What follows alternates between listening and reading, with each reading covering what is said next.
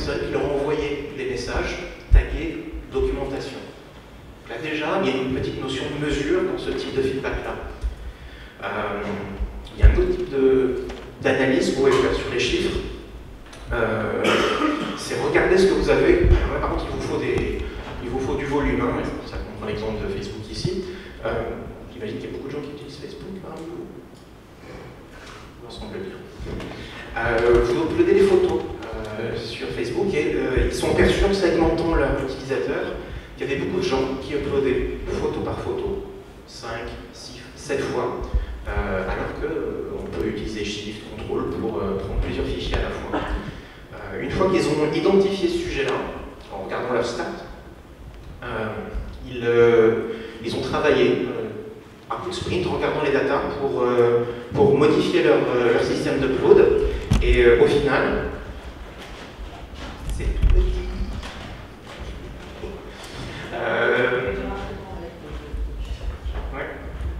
Donc au final, ils ont augmenté leur nombre d'uploads de photos de 3 à 11. Parce qu'ils ont réussi à éduquer leurs utilisateurs. Et pour ça, encore une fois, ils sont basés sur les datas qu'ils avaient, qui étaient plus fichiers plus grands que ça, j'espère. Donc ça augmente. Ça fait 3 types de feedback différents. Et il y a un autre techos qui s'est dit, bah, tiens, je suis pragmatique, j'aime bien regarder mes datas, je vais aussi à la rencontre de mes clients, il y a probablement quelque chose à faire en termes d'organisation, de méthode. Ce monsieur, c'est Eric Ries. Il a formalisé le Lean Startup. Donc, encore une fois, j'insiste là-dessus, c'est pas une méthode magique, une checklist à appliquer, c'est plus une boîte à outils, une état d'esprit à suivre. Donc, le Lean Startup, ça vient du Lean, de chez le toyotisme, c'est quelque chose qui vous parle ou pas? Il n'y a pas beaucoup de gens qui disent oui. Donc en fait, c'est des pratiques de construction de voitures qu'ils ont mis en place pour essayer de produire sans gâchis. C'est-à-dire qu'ils produisaient uniquement lorsqu'ils avaient des commandes. Ils s'organisaient aussi pour produire successivement, pièce par pièce. Et ils avaient une proximité importante avec leurs utilisateurs. Donc ils les ont inclus très rapidement dans le choix des voitures qu'ils ont fait. Et enfin, ils avaient une attention particulière sur l'amélioration continue de leur process de fabrication. Et normalement, si vous êtes dans l'informatique, ça devrait vous parler beaucoup, parce que c'est très très proche de Scrum. Comme Toyota, il y a des itérations successives pour un projet, vous produisez petit par petit bout. Vous avez des interactions avec un product owner chez votre client. Vous scorez potentiellement vos user stories pour savoir qu'est-ce qui va intéresser le plus mon utilisateur. Et vous faites des rétrospectives si vous êtes dans une boîte sympa au bout de quelques sprints pour vérifier comment vous pouvez vous améliorer. Le Lean, c'est beaucoup d'autres choses. Il y a notamment pas mal d'aspects commerciaux. Donc, si je rentre là-dedans, je pense qu'il y a la moitié des gens qui vont les se pendre, et ce n'est pas forcément l'intérêt. On va se focaliser sur quelque chose qui est toujours très proche de Scrum, c'est la construction itérative. Et je pense qu'on va aussi avoir un problème de photo. Donc, un des points très importants dans le Lean Startup, c'est le fait de partir sur des hypothèses basées sur des datas ou sur des convictions, de mettre en place des produits qui vont vérifier ces hypothèses, ces datas, essayer de changer des paramètres pour voir si ça impacte les datas. Et en fonction des résultats de ces expériences, refaire des hypothèses, essayer encore de s'améliorer. Et ça, quand vous réfléchissez au type de double boucle que vous avez dans Scrum, c'est exactement la même chose. C'est un processus continu, ce n'est pas quelque chose que vous allez faire 3 fois, vous arrêtez.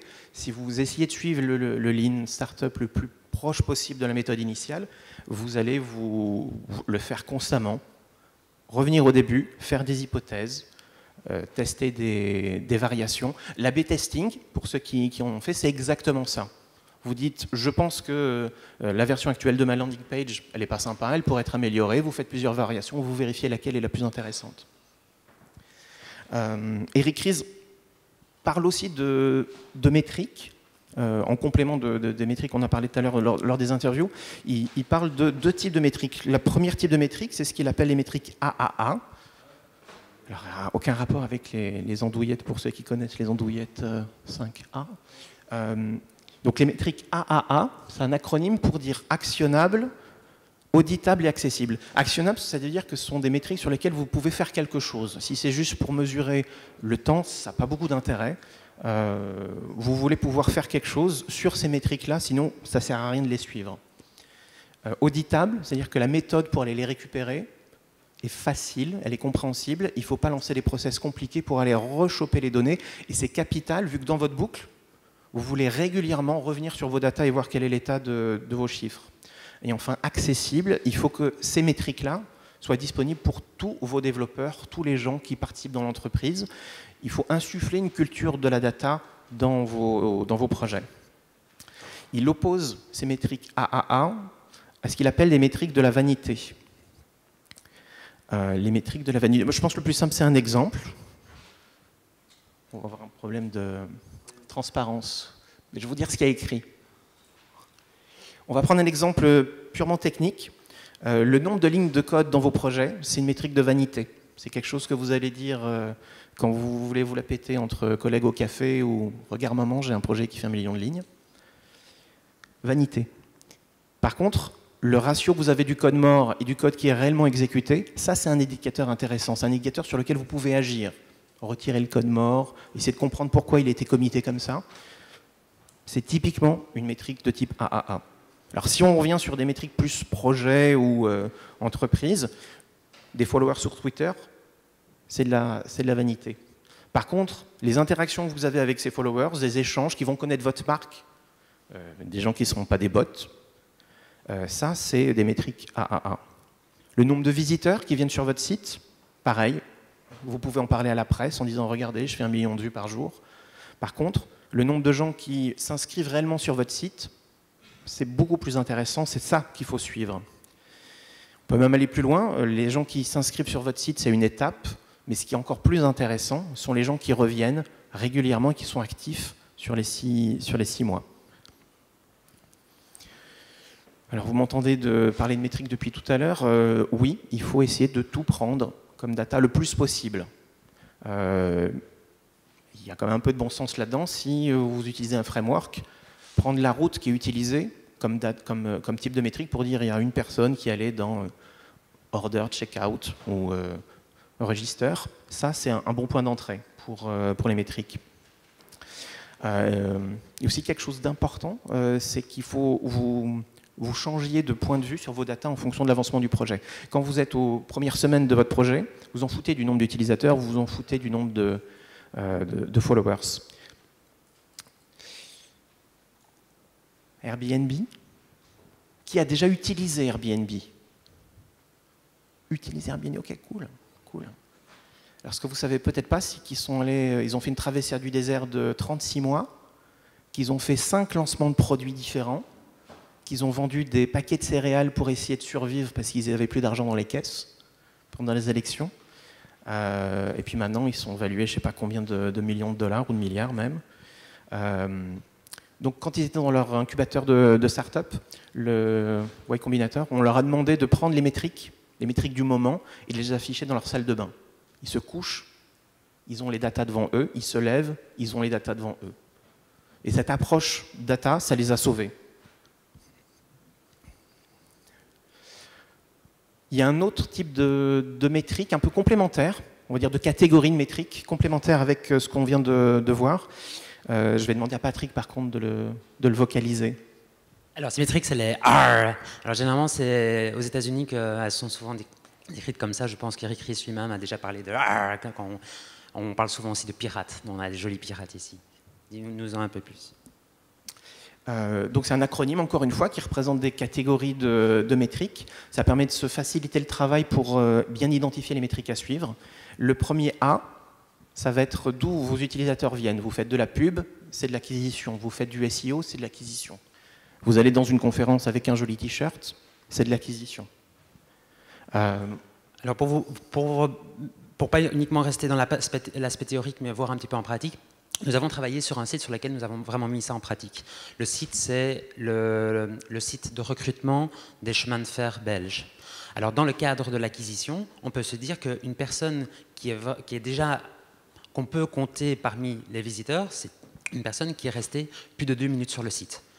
On pourrait dire qu'un Googlebot ou quelqu'un qui est passé sur la page et qui est sorti, ce n'est pas vraiment si intéressant. Donc, un nombre de visiteurs comme cela, ce serait plus de la vanité. Par contre, quelqu'un qui est resté pendant 2 minutes, c'est déjà quelque chose qui veut dire c'est déjà quelque chose qui a une signification. Le deuxième A, ça va être ce qui vous permet de distinguer ces visiteurs occasionnels d'utilisateurs qui sont éventuellement intéressés par votre produit. La plupart du temps, c'est qu'ils vont s'enregistrer sur votre site, ils vont lâcher leur email, ils vont s'enregistrer, créer un compte. T'as un exemple? Alors toujours dans le même site, les personnes, pour pouvoir postuler, elles vont devoir s'inscrire sur le site en première étape et puis vraiment postuler. Alors si on commence à grapher et à prendre ce nombre de stats-là, ça nous permet de vraiment savoir au fil du temps l'évolution. Alors il y a une troisième catégorie de métriques qui est intéressante, c'est ce qu'on appelle la rétention, c'est savoir combien de temps vos utilisateurs vont rester chez vous. Imaginez que vous ayez un SaaS, vous faites payer chaque mois, savoir combien de temps les gens restent chez vous, c'est capital pour savoir si votre entreprise elle est plutôt en bonne forme ou pas en bonne forme. Alors toujours sans changer de contexte, on peut regarder les personnes qui non seulement se sont inscrites, peut-être ont postulé ou non, mais les personnes qui reviennent constamment, parce qu'on sait que c'est le même utilisateur, il est vraiment intéressé de travailler au chemin de fer belge, et cette personne va venir regarder plusieurs fois les offres d'emploi. Le deuxième R concerne, en anglais on dit referral, c'est-à-dire vos utilisateurs qui font venir d'autres utilisateurs. La viralité, le fait de parler à des amis. Là aussi, c'est une information importante, c'est potentiellement de l'argent dans le marketing en moins. Alors, on l'a mis en place également, et dans ce cas-ci, en fait, il n'y a pas qu'une seule métrique. Parce qu'on parle des R, il ne faut pas faire un mapping entre, on a une métrique pour chaque catégorie. Rien ne vous empêche d'en avoir plusieurs. L'exemple dans ce cas-ci, c'est le fait combien de personnes a partagé dans son entourage un job qu'il trouvait vraiment intéressant. On peut même aller plus loin, deuxième métrique, sur le nombre de ces partages, combien de personnes ont réellement se sont enregistrées et ont également elles-mêmes postulé. Pour info, c'est un site où un job, en fait, il peut y avoir 200 postes derrière. Donc c'est pas une question, il n'y a pas forcément une compétition, vu le nombre de candidatures. Le dernier R, ce sera le revenu. C'est-à-dire comment vos utilisateurs utilisent votre site, est-ce qu'ils prennent des options pour la livraison de produits du premium ou pas. Tout ce qui impacte le revenu, et globalement c'est une métrique ultra importante. C'est pas, beaucoup de sociétés qui sont en création depuis plusieurs années vont se focaliser après sur cette métrique-là avant de se focaliser sur le reste quand ils essaient de l'améliorer dans leurs expériences. Alors, revenu, il faut prendre ça au sens large. Vraiment, ça va être la finalité. Dans le cadre d'un site qui essaie d'engager des personnes, ce ne sont pas des revenus directement que l'on cible, mais vraiment le nombre de personnes qu'on a réussi à engager grâce au site. Ce nombre-là est une mesure de type revenu. On peut aller plus loin, on peut en avoir plusieurs ici aussi, comme le nombre de personnes qui ont été engagées, mais qui sont restées plus de 6 mois, plus de 1 an, 10 ans dans l'entreprise. Je vais te laisser parler des outils de récolte de métriques. Exactement. Alors on a vu un petit peu à quoi servait le Lean Startup, on a vu les mesures, comment prendre ces mesures. Vous connaissez certainement certains outils. Alors on va en présenter. Alors selon vous, quel est l'outil en termes de mesures et utilisateurs le plus connu? Voilà, je l'ai entendu à plusieurs endroits, Google Analytics. Effectivement, le géant Google, ce n'est pas nous qui avons choisi lequel était le plus connu. Alors Google Analytics, il est très facile à mettre en place. Vous mettez un bout de code dans votre page et vous avez une petite partie à personnaliser avec un identifiant.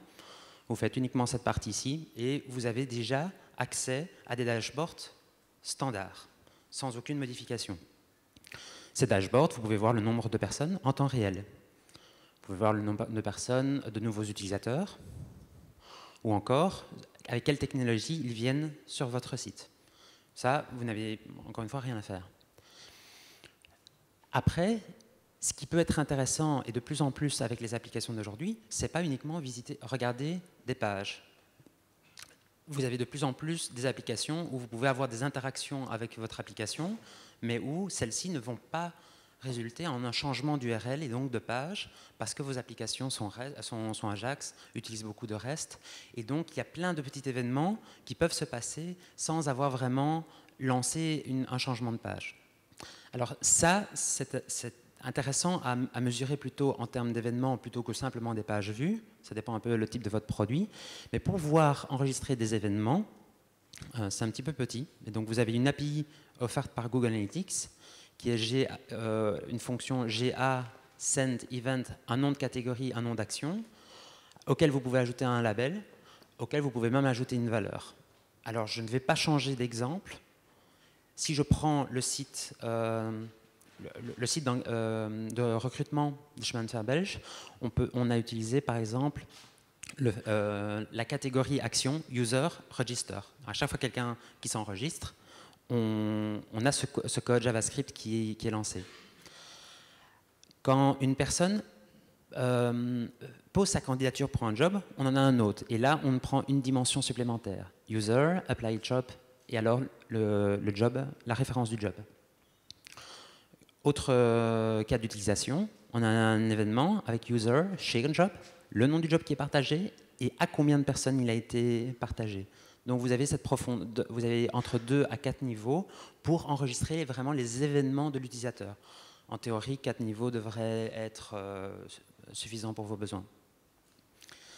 Une fois que vous avez fait ça, sans avoir configuré quoi que ce soit dans Google Analytics, vous avez la possibilité d'utiliser des dashboards comme ceci. Ici, c'est une vue en temps réel. On peut voir 53 utilisateurs en temps réel sur le site et les actions qu'ils font. Donc là, il y en a 28 actuellement qui font la recherche, 5 la création de compte et ainsi de suite. Les dashboards, par défaut, ils sont intéressants, mais il y a une nouvelle API que Google Analytics a sortie qui s'appelle l'Embed API. Vous aurez accès aux slides, donc on a mis les URL ici, vous pourrez les avoir par la suite. C'est une démo, ils ont mis en ligne une démo sur GitHub, de même que sur HubSpot, l'utilisation de cette Embed API. Cette Embed API vous permet de récolter, de pouvoir récolter n'importe quelle mesure qui a été stockée dans Google Analytics. À partir de ça, vous allez pouvoir faire les graphiques que vous voulez. Ce genre de graphique-ci, par exemple. Ce sont toujours des stats par rapport au site de chemin de fer belge, où on est parti de l'exemple réalisé par Google et on s'est connecté sur nos statistiques à nous et on a changé un petit peu les vues. Par exemple, ici, on superpose 2 métriques. La métrique des utilisateurs de la semaine passée, on voit que c'est le samedi et le dimanche, il y en a moins, en semaine, il y en a beaucoup. On en conclut que les gens postulent souvent alors que depuis leur emploi actuel. Et ça, c'est la semaine courante. Même chose avec les années, les browsers, etc. Alors, pouvoir sonder avec une API toutes les données que Google Analytics récolte, c'est très bien. Par contre, il y a un outil qui s'appelle le Google Analytics Query Explorer, dont l'adresse est là, vous aurez accès après, qui est intéressante parce qu'elle vous permet... Aïe, pas d'image. Certaines images. Alors, pour avoir certains graphiques, vous avez cet outil qui vous permet de dire de pouvoir structurer votre query. Donc, l'exemple ici, c'était de pouvoir savoir quel est le nombre de personnes qui vont s'enregistrer, donc créer leur compte au fil du temps. Alors, si je peux sélectionner des dates de début et de fin, prendre la métrique, je veux avoir le nombre total d'événements, donc ce que j'ai utilisé avec GA Send Event, le nombre total d'événements. Par contre, les dimensions, je veux l'avoir en fonction de la date, et je veux également avoir la catégorie d'événements, création d'utilisateurs, recherche, etc. Ça, c'est la catégorie d'événements. Et finalement, je vais pouvoir obtenir des informations de ce style-ci. J'aurai une jointure, un peu comme une jointure cartésienne, entre la date, le nom de l'événement, et finalement, le compte. À partir de ça, si je veux avoir ça sous la forme... si je veux limiter mes entrées à ce qui m'intéresse dans ce cas-ci, les account creation, je peux ajouter un filtre. Et je n'ai uniquement account creation en fonction de la date et un nombre. À partir du moment où j'ai un tableau comme celui-ci, je peux facilement faire en sorte d'avoir un joli graphique ici qui ne s'affiche pas. Désolé. Je pense que vous avez compris. Ce Query Explorer, en quoi il est intéressant avec l'Embed API, c'est qu'il va vous permettre d'avoir toutes les informations qui vous permettent de précisément faire la query que vous voulez avoir, et ensuite mettre ça au sein d'une structure JSON qui reprend exactement la même chose. Vous donnez ça à l'Embed API et connectez ça à votre graphe, et automatiquement, il va gérer le graphe qui va pouvoir faire partie de votre dashboard. Alors, on a vu le plus connu. Selon vous, quel est maintenant le plus en vogue, celui dont on parle peut-être le plus en conférence? Des idées? Exactement, bien joué, StatD. StatD dont on parle souvent avec Graphite. C'est un couple qui fonctionne très bien, c'est pas exclusif. Alors, StatD, comment ça fonctionne? Google Analytics a donné toutes ces données aux grands méchants américains pour certains. Et donc, ça n'est pas toujours pratique de pouvoir exporter toutes ces informations.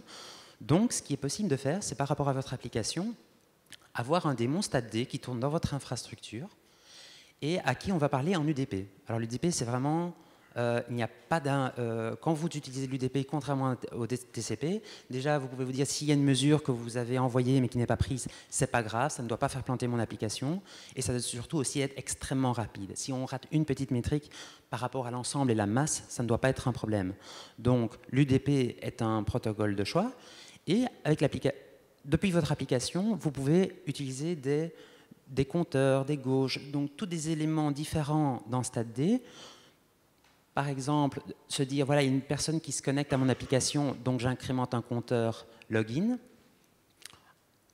Sur le réseau, c'est vraiment autant de bytes qui sont passés. C'est quelque chose aussi simple que ça, pour dire, voilà, login, je l'incrémente de 1, c'est un compteur.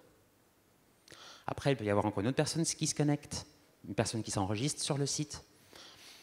Au lieu d'avoir simplement des compteurs, on peut collectionner des durées. Alors, par exemple, quelqu'un a fait une recherche, ça a duré 200 millisecondes, quelqu'un d'autre s'est connecté, quelqu'un a fait une recherche de 300 millisecondes, etc. Et StatD, ce qu'il va faire, il va écouter toutes ces informations et il va, sur une période de temps donnée, par défaut 10 secondes de mémoire, il va agréger ces informations-là en se disant, bah, tiens, voilà, l'incrémentation de login, elle est de 3. La durée sur les recherches a été de minimum 100, maximum 300, moyenne, médiane, et ainsi de suite. Et donc, le fait d'avoir ici une petite dizaine d'événements en 10 secondes ou en avoir 10 000 ne va donner aucune ligne supplémentaire ici. Ça va vraiment pouvoir compacter en quelque sorte sans perte d'information. On va garder min, man, moyenne, et on va pouvoir faire des statistiques avec ceci. Là, on a parlé de StatD. StatD va collectionner ces stats, mais il ne fait que les collectionner et les envoyer pour un outil qui va permettre de les traiter. Cet outil, Graphite, lui par contre, on va se connecter en TCP parce qu'une fois qu'on a amalgamé toutes les données, on a sorti du cadre de l'application, on peut faire en sorte que toutes les informations que l'on ait, on soit sûr qu'elles soient retransmises de bout en bout. Alors, Graphite va être la base de données de toutes vos stats. Cette base de données, elle est agencée en plusieurs sous-bases de données. Voyez-le comme souvent vos graphiques, vous êtes intéressé de savoir qu'est-ce qui s'est passé ces dernières 60 secondes. L'exemple avec Google Analytics était les personnes en temps réel, c'est à la seconde près. Si vous voulez avoir les 60 dernières secondes, vous pouvez voir la vue sur la dernière minute, les dernières 24 heures, le dernier mois, les dernières 5 années, mais il est rare de vouloir avoir la vision de à la seconde près de il y a 5 ans. Ça, c'est moins important. Donc finalement, on veut agréger au fil du temps. Graphite est capable de stocker dans une base de données, par exemple, de les dernières 24 heures, je vais avoir une précision à 10 secondes près. Par contre, sur une période de 2 semaines, je vais avoir une précision à la minute près. Et donc, vos statistiques vont descendre au fur et à mesure de niveau de précision en niveau de précision. Et ça va vous permettre de pouvoir avoir une vue sur du très long terme, sur du très court terme, avec des précisions différentes, sans avoir des terabytes de données à stocker à chaque heure ou à chaque jour. Graphite, il vient avec des écrans qui vous permettent de sonder vos stats relativement facilement. Vous avez des écrans de ce style-ci. Heureusement, on a une image qui fonctionne. C'est pas super joli, c'est fonctionnel, ça marche très bien. Si vous en voulez d'autres outils de visualisation, Graphite peut se connecter avec eux. Et ils sont en plus tous référencés sur le site de Graphite dans leur doc. Alors Grafana, Tessera, très joli, très beau pour faire des dashboards. Donc c'est pas uniquement pour faire des graphes, c'est aussi vraiment pour faire des dashboards. Ils sont tous listés et ceux-ci sont les principaux. Petit exemple visuel, ce sera Grafana, qui fait des choses déjà un petit peu plus sexy, et Tessera, pour un dashboard un peu plus complexe. Je ne connais pas l'exemple précisément qui est montré là. Bon, je vous ai parlé de Google Analytics et de StatD Graphite, très en vogue aussi parce que certains d'entre vous connaîtront probablement Etsy. C'est Etsy qui est à la base de StatD. Et ils ont vraiment comme politique, si Etsy a une religion, ce serait celle des mesures et des stats. Il y a quelqu'un qu'on connaît au niveau PHP chez Etsy, je pense. Oui, un certain Rasmus Lerdorf. Donc, si c'est devenu aussi populaire d'en parler dans les conférences et de les avoir dans les produits, c'est vraisemblablement une des raisons. Il l'évangélise beaucoup. Maintenant, entre Google Analytics et StatD Graphite, il y en a encore bien sûr beaucoup d'autres. Oui, on essaie de vous proposer deux extrêmes dans la récupération de data. Il y a des nouveaux challengers, mais eux sont plutôt payants.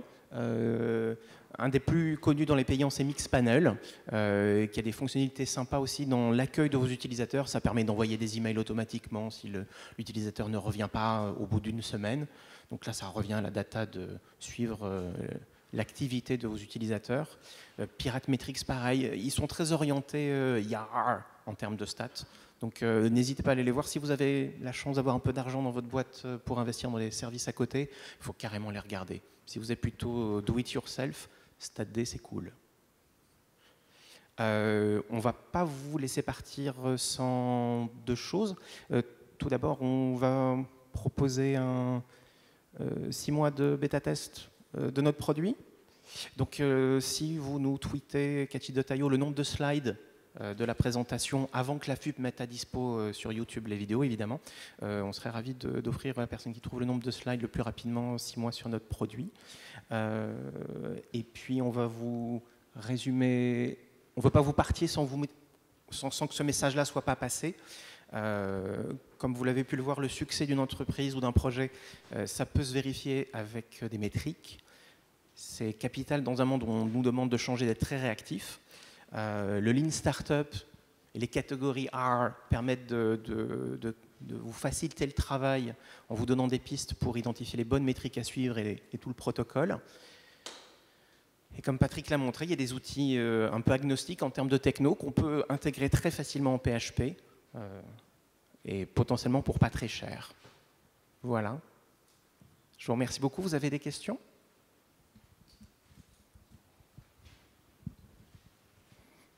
Alors, première question, là, il faut se lancer. C'est la première question à 6 mois de bêta-test aussi. Alors, je ne joue pas pour ça, mais moi j'ai une petite question, c'est en termes d'efforts pour mettre en place ces outils. Est-ce que vous pourriez nous dire 2 mots sur les efforts? En Google Analytics, on sait que c'est rapide, mais sur StatD et Graphite, par exemple. Alors là, on a vraiment les opposés les plus extrêmes. Celui sur lequel on a le plus de contrôle, où on garde les données, ce sera StatD Graphite, mais ça prendra vraiment plus de temps qu'un service qui fait tout seul et à qui on exporte en mode SaaS le produit. Alors StatD Graphite n'est pas trop difficile à prendre en main si on omet l'installation de Graphite sur son PC. Ce n'est pas une mauvaise pub pour le Python, ça tombe va, j'aime beaucoup le Python, mais c'est un peu rébarbatif. Et il faut se plonger dans la documentation. Donc c'est un petit investissement, mais que je recommande vraiment fortement de faire. Alors, je ne sais pas au hasard, un petit volume de... On va dire qu'en moins d'une semaine, on aura déjà quelque chose. Surtout qu'une fois qu'on arrive à enregistrer des métriques dans StatD, ce qui va prendre le plus de temps, c'est pouvoir savoir comment faire ces dashboards, comment vraiment sonder les éléments. Mais le fait qu'ils soient envoyés et stockés, du côté PHP ou de côté JavaScript ou de votre côté applicatif, envoyer un petit élément en UDP avec un petit compteur, c'est extrêmement simple. C'est l'exploitation qui est un petit peu plus difficile. Pour compléter la réponse de Patrick, si vous êtes à la bourre pour installer Graphite, il y a des images Docker qui sont assez pratiques pour démarrer. Et si vous êtes utilisateur de Symfony, il y a sur GitHub un projet par Olivier Guérilla qui vous permet de facilement hooker à chaque fois que vous avez des routes ou des events pour envoyer des métriques sur StatD. Ça va vous faire gagner un temps fou. Mais il faut utiliser Symfony. Voilà. Alors, est-ce qu'il y a d'autres questions là? Ah voilà, ça y est, c'est parti. Et pensez à donner vos retours là sur John D. Bonjour. Est-ce que vous pouvez nous dire en quelques mots le produit que vous allez proposer et comment il peut se différer par rapport aux produits existants?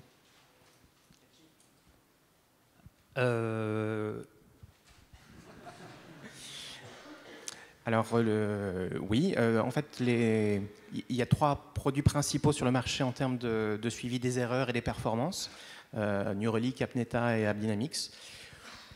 Ils sont plutôt boîte noire.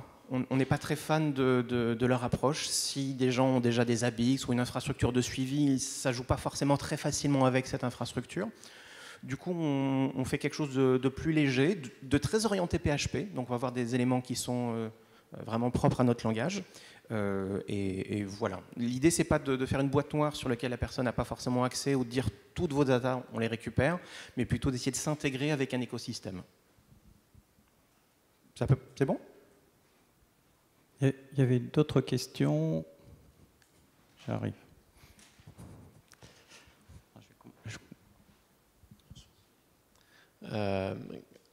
C'est quoi la meilleure façon finalement en PHP de balancer des données dans StatD?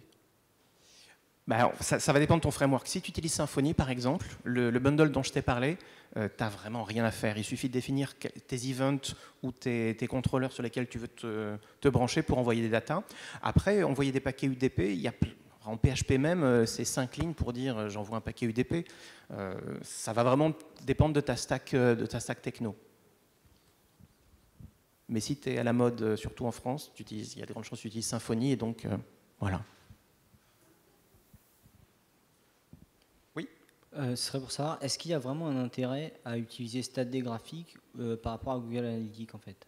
Oui, c'est pas forcément le même usage. Google Analytics il se place a priori côté client sur le browser. On peut envoyer des events depuis un serveur, mais c'est pas l'usage traditionnel. Graphite et StatD, si tu es dans un environnement qui n'est pas connecté à Internet, si tu es dans un environnement critique, ça a clairement du sens d'avoir du Graphite et du StatD. Et puis, c'est principalement fait de base sur le côté serveur. Donc, si jamais tu as une interface cliente forte avec, tu veux mesurer combien de temps le bonhomme passe avant de télécharger un fichier ou regarder une vidéo quand c'est qu'il s'arrête, tu peux utiliser Google Analytics. Et si tes métriques sont plutôt côté back, maintenant tu pourrais presque utiliser les deux. Sur le papier, il n'y a rien qui t'empêche de récupérer les datas qui sont chez Google pour les intégrer après dans tes propres dashboards. C'est pas exclusif. Bonjour. Merci d'abord pour... Oui, merci. Merci pour votre conférence. C'était vraiment pratique. Moi, j'aurais des questions en fait par rapport à comment vous communiquez avec vos clients. C'est quoi les outils que vous utilisez pour la collecte de feedback? Il y a plein de types d'interactions avec le client. Si tu es en tout début de projet, alors, comme je disais tout à l'heure, le Lean Startup, c'est beaucoup plus que simplement la boucle de construction et ce qui globalement nous concerne plus, nous techniciens qui développent. Tu as des manières d'aller interviewer tes clients et en fonction de ce qu'ils te disent, tu peux scorer cette interview. Si le bonhomme te dit, ouais, c'est pas mal, tu mets 1. S'il te demande à quel ordre le chèque, tu vas lui mettre 100. Et en fonction de ces mots-clés, tu peux catégoriser et essayer de scorer les mots-clés qu'il va utiliser, que ce soit fonctionnellement ou simplement pour mesurer l'impatience ou l'intérêt qu'il a pour ce que tu lui proposes. Après, il y a d'autres outils que tu peux mettre en place pour ton feedback utilisateur. Il y a plein d'applications qui se mettent côté web où les gens peuvent te parler en direct pour envoyer des messages. Là, pareil, il y a énormément de choses à faire pour rester proche de ton client. Bonjour. Bonjour. Je voulais savoir, le fait de tout mesurer comme ça sur vos applications, au niveau des performances, ça raconte quoi? Alors, je te laisse parler, ouais. Alors, non. Vous pouvez vraiment, sans problème, par seconde, envoyer plusieurs centaines de milliers d'éléments. L'UDP est tellement léger, tellement rapide, que ça n'a vraiment pas d'impact sur votre application. À titre d'exemple, vous connaissez certainement Chrome ou Chromium. Ce sont des utilisateurs de StatD. Donc, à savoir, quand vous avez une page qui se rafraîchit, que vous avez un repainting qui est fait, le fait de scroller, le fait absolument tous les éléments, si vous le compilez en mode de débogage et que vous activez la partie récolte de statistiques, vous avez un StatD en local et toutes les informations, et ça va en générer plusieurs milliers à la seconde, même parfois beaucoup plus, va envoyer ça à StatD. Et à StatD, si c'est des milliers de métriques, mais qui sont 5 métriques différents, il n'aura finalement en mémoire que 5 lignes fois le nombre min, max, average, médiane et le count total. Et donc ça veut dire que ça va vraiment extrêmement vite. Il ne faut pas avoir peur des performances avec StatD. Une question bonjour, donc c'est une petite question au niveau de Elasticsearch et Kibana, un système où on récupérait les métriques avec ces technos. Je ne sais pas ce que vous en pensez au final d'une solution comme ça.